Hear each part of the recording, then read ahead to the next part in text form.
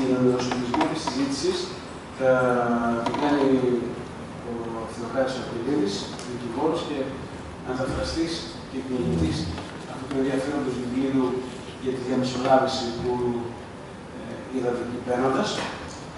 Είναι μια πλούσια εμπειρία, αλλά ξέρετε επίσης και τους ομιλητές, για να μην έχουμε φωταχειριστεί και στην πρόσκληση. Θα αναφερθεί σε αυτούς και ο κ. Αγγελίδης. Θα κρατήσουμε τη σειρά που είναι στην πρόσκληση, την αλφαβητική μάλλον, έτσι, κάπως έτσι. Και θα είμαστε όσο πιο σύντομοι μπορούμε για να γίνει και συζήτηση στη συνέχεια. Κύριε Αγγελίδη. Καλησπέρα σας. Το μικρόφωνο. Καλησπέρα σας. Να συμπληρώσω μόνο για τους συναδέλφους διαμεσολαβητές ότι το βιβλίο αυτό ξέρω ότι είναι εδώ και 2,5 χρόνια. Τότε δεν ήμουν διαμεσολαβητής, αλλά στο μεταξύ είμαι και εκπαιδευτής διαμεσολαβητών. Αυτό για την πληρότητα της ενασχόλησης μου με αυτό το αντικείμενο, γιατί το άλλο δεν συμβαίνει μόνο του. Ήθελα να σας παρουσιάσω πρώτα τους ομιλητές και να πω μονάχα δύο λόγια. Είναι ο κ. Απόστολος Αγγελόπουλος, ο οποίος είναι συμπαραστάτης του Δημότης του Δήμου της Θεσσαλονίκης. Συγγνώμη, είναι δικηγόρος. Είναι ο κ. Χάρη Παπαπανάγος, ο οποίος είναι καθηγητής στο Πανεπιστήμιο της Μακεδονίας. Υπήρξε πρόσωπος της Διεθνούς Διαφάνειας και επίσης είναι ο κ. Βασίλης Σωτηρόπουλος, ο οποίος είναι συμπαραστάτης στην περιφέρεια της Αττικής. Η περιφέρεια της Κεντρικής Μακεδονίας, μετά από κάποια χρόνια που δεν αξιοποίησε αυτόν τον θεσμό, θα ξέρετε ότι έχει μπει στη διαδικασία της επιλογής του συμπαραστάτη του Δημότου και της επιχείρησης. Ως ένας εκ των υποψηφίων είναι και ο κύριος Τρομόπουλος, ο οποίος υπήρξε και παρατήθηκε για αυτόν τον λόγο και για πολλά χρόνια περιφερειακός σύμβουλος, αφού έχει μια μεγάλη εμπειρία ως ομαδιακός σύμβουλος στην τοπική αυτοδιοίκηση και επίκειται, εν πάση περιπτώσει, στα σύντομα αυτή η εκλογή. Ο κ. Δημόπουλος, όπως ξέρετε, δεν επιζητά αξιώματα για τα αξιώματα, επιζητά αξιώματα για να ασκήσει με ουσία τις αρμοδιότητες του και κατά συνέπεια είναι φυσιολογικό να αναζητάει μέσα από τις εμπειρίες του κυρίου που θα μιλήσουν τι καλύτερο θα μπορούσε να κάνει και το τι είναι τελικά αυτός ο δεσμός και σε θεωρητική βάση αλλά και εμπειρικά πώς αυτό προκύπτει. Ήθελα να πω μόνο δύο λόγια για την ουσία ότι δεν είμαι ομιλητής για να πω τις δικές μου απόψεις επί του θεσμού ή όπως τέλος πάντων ο θεσμός αυτός έχει εισαχθεί και το πώς το καταλαβαίνει ο Έλληνας νομοθέτης.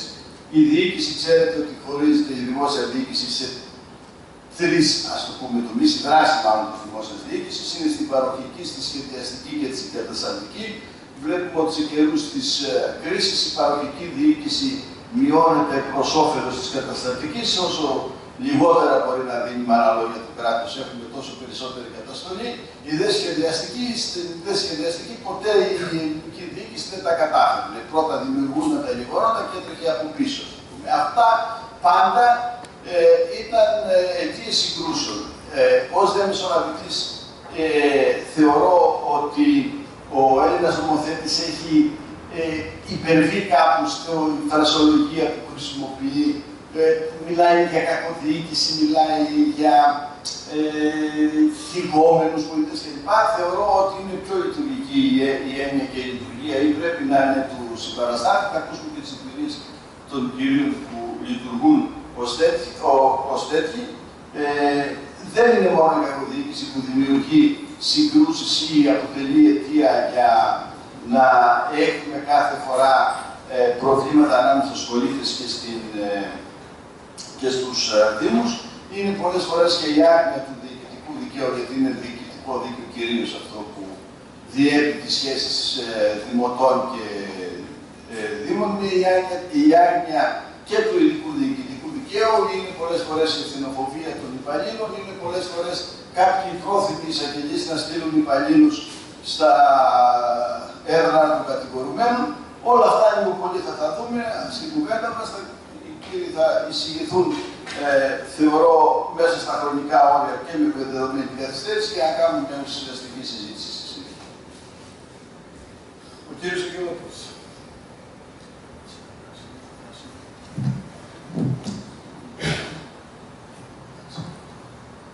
Γεια σας από μένα.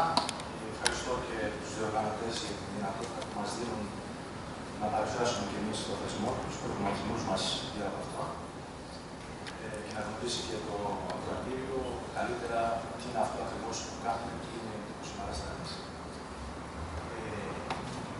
Στην Ελλάδα μιλάμε για ένα θεσμό καταρχήν του τοπικού διαμεσολαβητή, ο οποίος είναι αρκετά παλιός στην Ευρώπη. Στην Ελλάδα εισήχθη ο θεσμός με τον Καλλικράτη το 2010. Μιλάμε για το άρθρο, όσον αφορά το συμπαραστάτη του Δημότη, για το άρθρο 77 του Καλλικράτη, για το περιφερειακό συμπαραστάτη του Πολίτη, το άρθρο 179 του Καλλικράτη. Ορίζοντας ο νόμος τι είναι ο συμπαραστάτης, αναφέρει ότι είναι αυτός που δέχεται καταγγελίες άμεσα θυγόμενων πολιτών και επιχειρήσεων για κακοδιοίκηση των υπηρεσιών του Δήμου, όσον αφορά το Δήμο, και εγώ τους μιλήσω για τον συμπαραστάτη του Δημότη, των νομικών προσώπων και των επιχειρήσεων του Δήμου και διαμεσολαβεί προκειμένου να επιληθούν τα σχετικά προβλήματα. Η αιτιολογική έκθεση του νόμου που αναλύει περισσότερο το σκοπό του συμπαραστάτη αναφέρει ότι τα πολυσυζητημένα προβλήματα κακοδιοίκησης στους Δήμους, τα παράπονα αρκετών πολιτών για μεροληψία και επιλεκτική πρόσβαση στα κέντρα αποφάσεων των δημοτικών αρχών, αλλά και η υπερφόρτωση του Δημάρχου από αιτήματα και παράπονα μεμονωμένων πολιτών και ομάδων καθιστούν αναγκαία την καθιέρωση ενός θεσμού διαμεσολάβησης μεταξύ διοικουμένων και δημοτικών αρχών και υπηρεσιών. Αποστολή του συμπαραστάτη είναι η έγκαιρη καταπολέμηση της κακοδιοίκησης, διασφάλιση της αμεροληψίας των δημοτικών αρχών, βελτίωση της εξυπηρέτησης των πολιτών και των επιχειρήσεων, καθώς και η αποσυμφόρηση του Δημάρχου και των άλλων ερετών οργάνων από την ασφυκτική, συχνά παραλυτική συσσόρευση αιτημάτων και παραπώνων των πολιτών. Για την εκλογή του συμπαραστάτη απαιτείται αυξημένη πλειοψηφία των 2 τρίτων των Δημοτικών Συμβούλων. Επομένως, αυτό το προβλέπει ο νόμος προκειμένου το πρόσωπο που θα εκλεγεί να έχει το κύρος, να έχει την θεσμική θωράκιση ώστε να επιτελέσει το έργο του. Είναι επομένως, και αυτό είναι μια πρώτη ουσιαστική παρατήρηση, απαραίτητες οι συνενέσεις μεταξύ παρατάξεων, μεταξύ πολιτικών αντιπάλων, προκειμένου να πετύχουν την εκλογή. Γιατί δεν αρκεί συνήθως, δεν αρκεί μία παράταξη μόνη, είναι λίγες περιπτώσεις που έχει τέτοιες πλειοψηφίες κάποιου δήμαρχους. Ο συμπαραστάτης λογοδοτεί στο Δημοτικό Συμβούλιο και μόνο, δεν είναι υπηρεσία του Δήμου.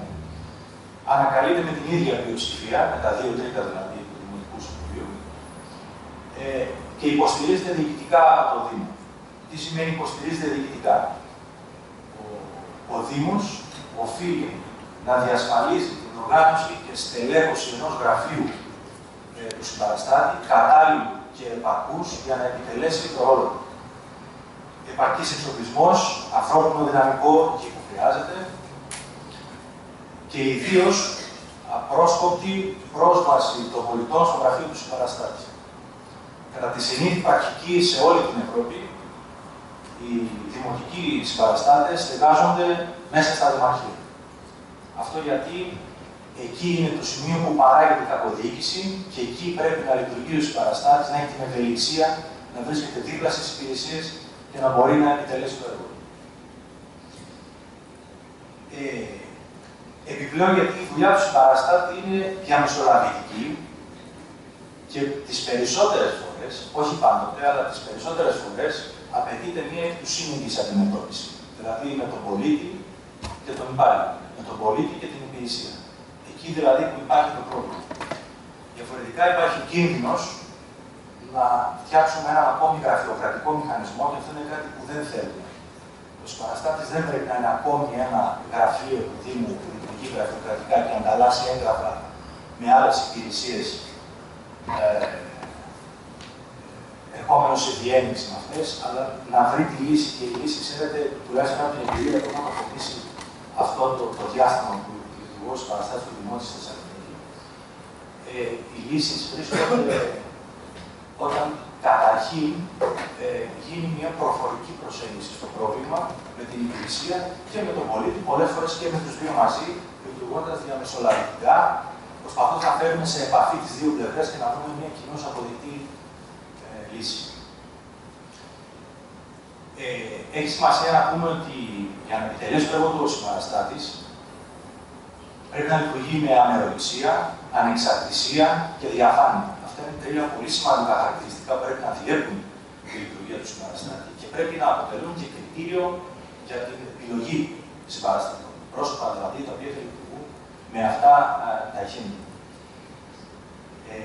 Οι πολίτες υποβάλλουν καταγγελίες στο συμπαραστάτη για οποιοδήποτε θέμα κακοδιοίκησης αντιμετωπίζουν ή θεωρούν ότι αντιμετωπίζουν απέναντι στις υπηρεσίες και τα νομικά πρόσωπα και τις επιχειρήσεις του Δήμου.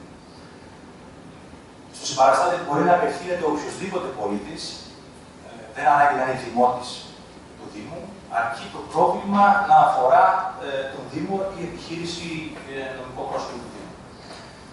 Όταν εντοπιστεί, υποβάλλεται η καταγγελία.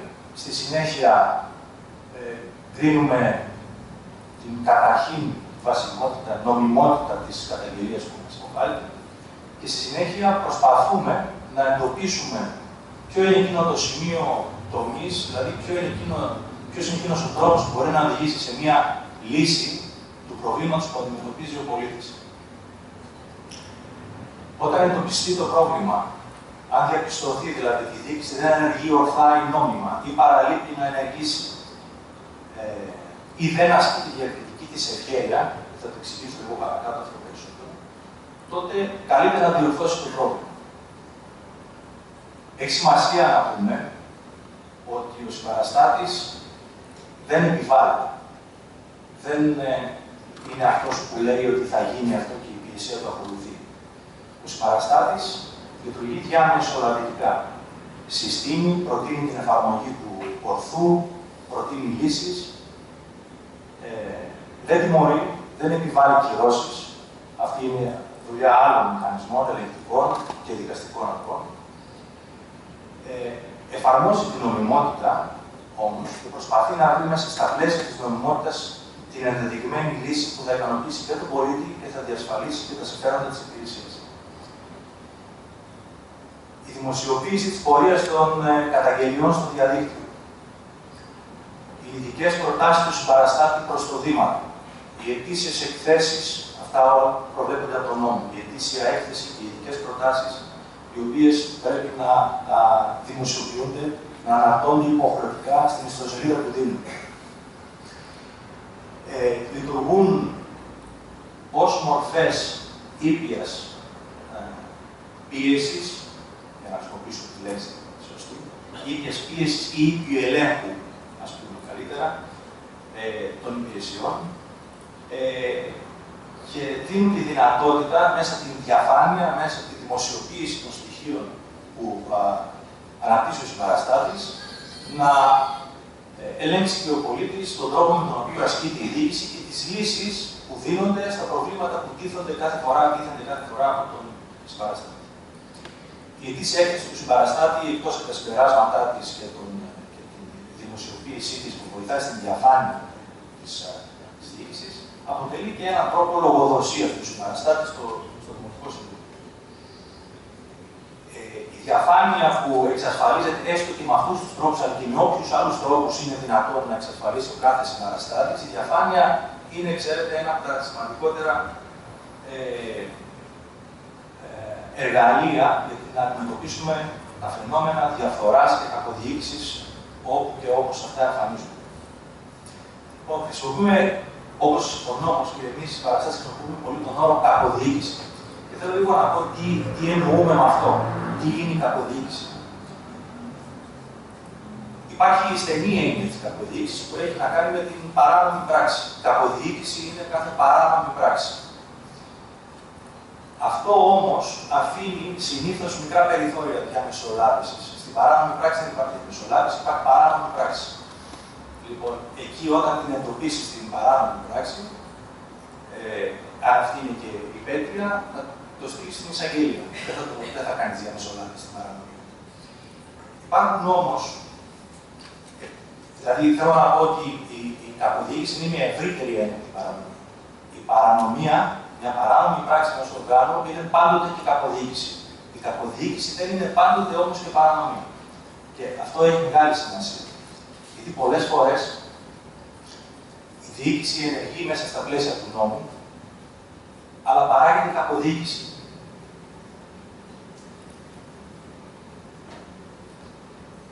Αυτά είναι φαινόμενα κακής διαχείρισης, έλλειψης υποδομών, συντήρησης, ανεπαρκούς στελέχους των υπηρεσιών, πλημελείς υπηρεσίες προς τους πολίτες, άνηση εφαρμογή του νόμου. Όλα αυτά είναι, ξέρετε, περιοχές στις οποίες η διοίκηση μπορεί να λειτουργεί μέσα στα πλαίσια τυπικά του νόμου, αλλά στην πραγματικότητα παράγει αποτελέσματα ανεπιειτή για τους πολίτες ή αποτελέσματα ή πράξεις της διοίκησης οι οποίες αντιτίθεται σε αρχές που πρέπει να διέπουν την λειτουργία της διοίκησης, όπως την αρχή της χρηστής διοίκησης ή την αρχή της επίοικιας. Η κακοδιοίκηση μπορεί να παραχθεί λοιπόν με πάρα πολλούς τρόπους, ανεξαρτήτως μάλιστα της υπερτιότητας των προσώπων των υπαλλήλων. Η κακοδιοίκηση συνιστά η υποστελέχωση μιας υπηρεσίας, γιατί παρέχει κακές υπηρεσίες στους πολίτες, χωρίς και αυτό να φταίει κάποιος υπάλληλος. Είναι μια μορφή κακοδιοίκησης. Θέλω, για να επιταχύνουμε λίγο και να μην σας κουράσω έτσι πολύ όλα αυτά, θέλω να πω μερικές ενδεικτικές περιπτώσεις για να δείτε πώς αντιμετωπίζουμε προβλήματα που έρχονται στο γραφείο. Ένα από τα μεγαλύτερα προβλήματα που έχουμε αντιμετωπίσει η χρονιά που πέρασε ήταν στο Δήμο Θεσσαλονίκης, ήταν οι κλήσεις των παλαιών ετών. Έχουμε ένα φαινόμενο στη Θεσσαλονίκη. Τη δεκαετία του 90, για λόγους που δεν είναι του παρόντος, δεν βεβαιωνόταν καμία κλήση. Ελάχιστες μάλλον κλήσεις βεβαιωνόταν σε πολίτες. Ο καθένας έπαιρνε το χαρτάκι, πήγαινε σε κάποιον πάρκο που είχε και έλεγε θα το σβήσει, θα το σβήσω. Δεν σβηνόταν ποτέ η κλήση, έμεινε σε κάποιο σιρτάρι. Η διοίκηση του Δήμου Θεσσαλονίκης λοιπόν από το 2010 και μετά από αλλεπάλληλους ελέγχους που έγιναν και βγήκε αυτό